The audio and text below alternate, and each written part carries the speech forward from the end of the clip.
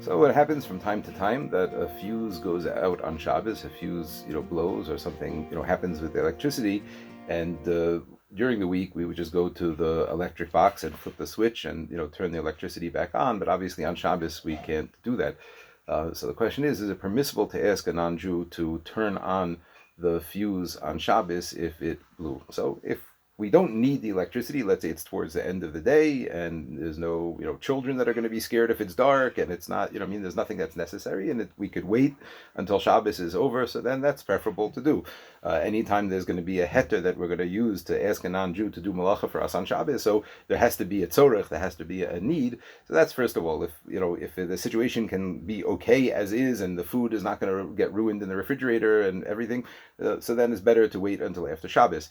If, however, the person, let's say it's towards the beginning of Shabbos and you need the electricity and you need your lights going and all of that, so that was it permissible to get a non-Jew to come and flip the switch. So this really depends on the halacha of electricity and what electricity on Shabbos is. And this is a very big machlokas going back, a couple of generations, whether we treat electricity like an iser d'oraisa on Shabbos, in which case it would not be permissible to ask a non-Jew to flip the switch.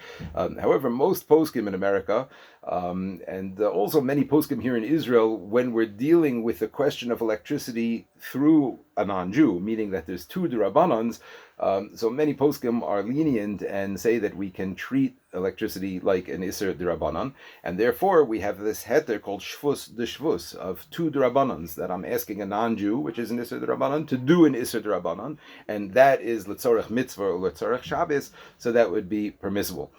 So that's step number one, that the halacha is it's mutter to ask a non-Jew. Again, if you need to, you don't have to hint to them, you don't have to, you could ask them straight out to do it, to flip the switch in order to turn the fuse back on.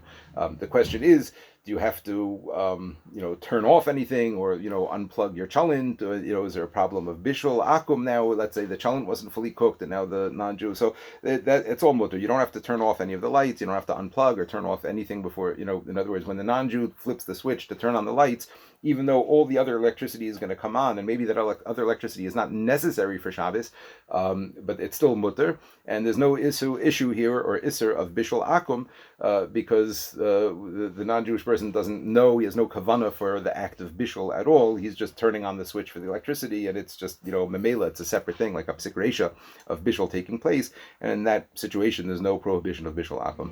So again, if it's needed, a person is allowed to ask a non-Jew to flip a circuit on Shabbos to turn the electricity back.